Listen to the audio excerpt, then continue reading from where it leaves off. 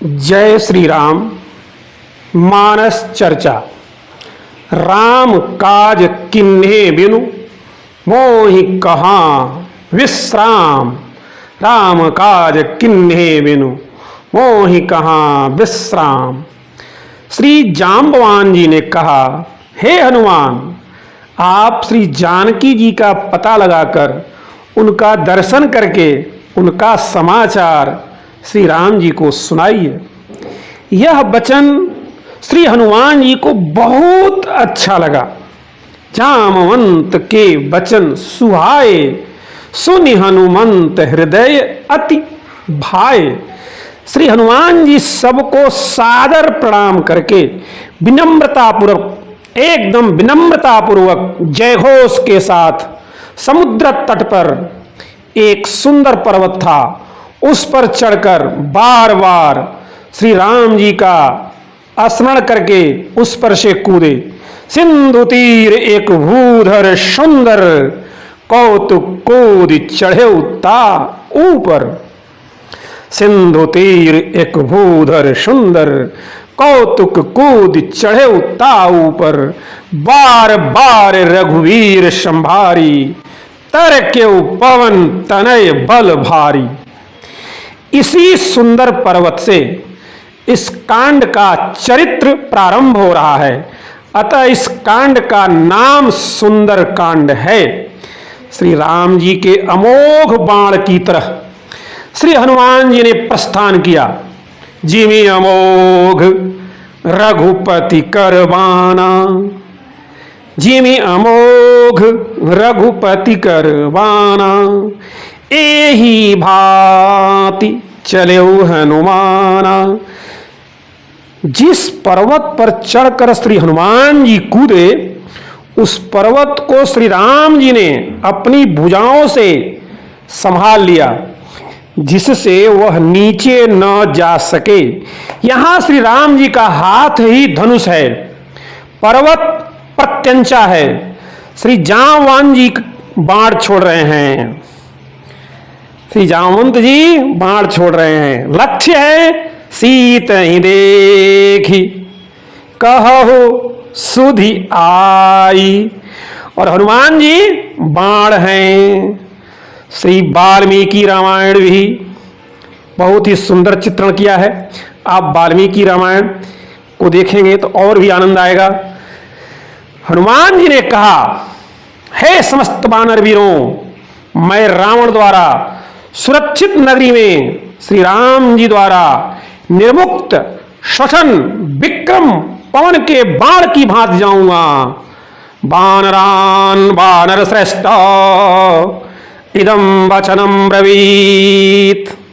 वानरान वानर श्रेष्ठ इदम वचनम ब्रवीत। यथा राघव निर्मुक्तः सरः श्वसन विक्रमः। वानरान वानर श्रेष्ठ इदं वचनम अब्रवीत। यथा राघव निर्मुक्तः सरः श्वसन विक्रमः। गच्छेत् तद्वत् गमिष्यामि लंकां रावण पालिताम्। राम बाण का भाव, जैसे श्री राम बाण अव्याहत गति होती है। राम बाण की गति क्या है? अव्याहत। उसी प्रकार अव्याहत का मतलब उसकी गति को कोई रोक नहीं सकता है, तो हनुमान जी की भी गति को कोई रोक नहीं पाएगा। जैसे श्री राम बाण अमोघ अव्यर्थ होता है, उसी प्रकार हनुमान जी कहते हैं, मैं भी कार्य करके ही लौटूंगा, मेरी यात्रा व्यर्थ नहीं होगी। जैसे श्री राम का बाण कहीं दृश्य कहीं अदृश्य, कभी छोटा कभी बड़ा हो जाता है, उसी प्रकार मैं भी कहीं दृश्य होकर कार्य करूंगा और कहीं अदृश्य होकर कार्य करूंगा। कभी छोटा रूप धारण कर लूंगा, कभी बड़ा रूप धारण कर लूंगा। जैसे श्री राम के बाण की त्रैलोक्य में सर्वत्र गति है, उसी प्रकार श्री जानकी जी को मैं स्वर्गलोक, मृत्युलोक और पाताल लोक जहां भी मिलेंगी, वहां से उनको ढूंढकर उनका समाचार लेकर आऊंगा। जैसे श्री राम जी का बाण अनंत रूपों में कार्य करता है, उसी प्रकार मैं भी एक होकर अनंत वीरों का कार्य एकाकी ही संपादन करूंगा। जैसे श्री राम जी का बाण कार्य करके श्री राम जी के पास तर्कस में वापस चला आता है, उसी प्रकार मैं भी श्री सीता दर्शन करके श्री राम जी के चरणों में वापस उपस्थित हो जाऊंगा। श्री राम का बाण बिना लक्ष्य के नहीं चलता है, उसी प्रकार मेरी यह यात्रा सीता दर्शन के लक्ष्य के लिए है। श्री हनुमान जी की यात्रा की प्रशस्ति में श्री रसिक बिहारी जी बहुत ही सुंदर कविता कहे हैं, उसे आप सुने। देव दहलाने और अदेव हलाने सिंधु, देव दहलाने और अदेव हलाने सिंधु, जीव खहलाने जल उछल नदीस को, जीव खहलाने जल उछल नदीस को, भानु तेज मंद पथ बंद व्योमगामिनी को, भानु तेज मंद पथ बंद व्योमगामिन को, आसन सुदृढ़ डगो शंभुसुर ईश को, रसिक बिहारी राम दूत हनुमंत वीर, कीनो गौन मर्दन प्रताप भुज बीस को, रसिक बिहारी राम दूत हनुमंत वीर, कीनो गौन मर्दन प्रताप भुज बीस को, जय जयकार करत अपार तिहु लोक झार, जय जयकार करत अपार तिहु लोक झार,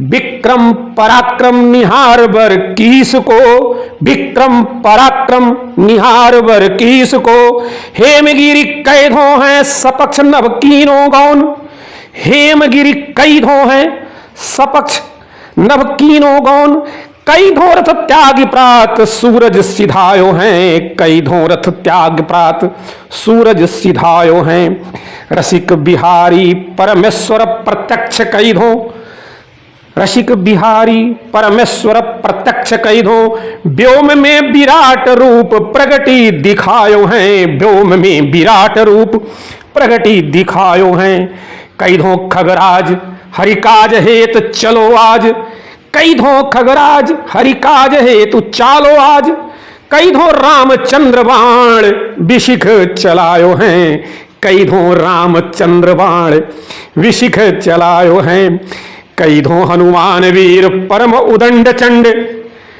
कई धो हनुमान वीर परम उदंड चंड, सागर उलंगी भेष मंडल ते धायो हैं, सागर उलंगी भेष मंडल ते धायो हैं।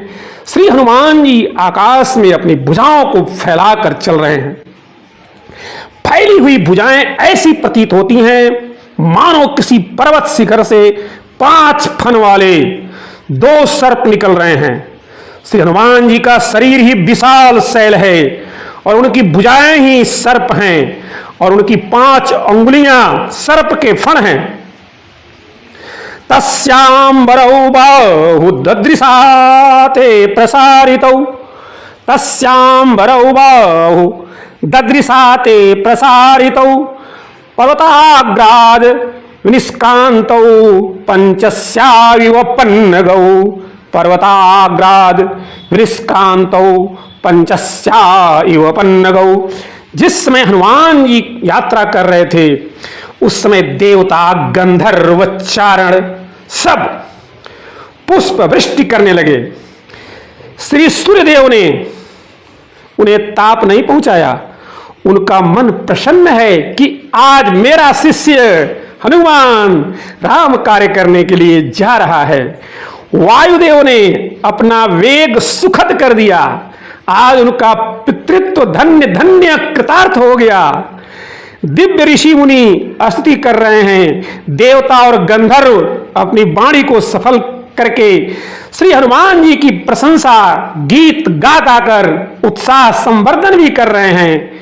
जिस समय श्री हनुमान जी समुद्र पार कर रहे थे उस समय समुद्र ने सोचा कि मैं इक्ष्वाकुनाथ सगर द्वारा विवर्धित हूं और मैं इक्ष्वाकु सचिव, और ये जो जा रहे हैं ये इक्ष्वाकु सचिव हैं, अतः इन्हें समुद्र यात्रा में कष्ट नहीं होना चाहिए। समुद्र ने मैनाक पर्वत से कहा, ये हमारे श्रद्धेय अतिथि हैं, इसलिए तुम इनको विश्राम दो। तुम्हारे ऊपर किंचित काल पर्यंत विश्राम करके अवशिष्ट मार्ग सुगमता से पार कर लेंगे। हनुमास्त्वयि विश्रांतस्ततः शेषम गमिष्यति। हनुमास्त्वयि विश्रांतस्ततः शेषम गमिष्यति। तुलसीदास जी भी कहते हैं कि जल निधि रघुपति दूत विचारी, जल निधि रघुपति दूत विचारी, तय मैनाक हो ही श्रमहारी। समुद्र का वचन सुनकर मैनाक प्रसन्नतापूर्वक उठा। श्री हनुमान जी ने मैनाक को विघ्न समझकर अपनी छाती की ठोकर से नीचे गिरा दिया। अपनी पराजय के बाद भी, ठोकर खाने के बाद भी मैनाक श्री हनुमान जी के महान वेग का अनुभव करके प्रसन्न होकर गर्जना करने लगा।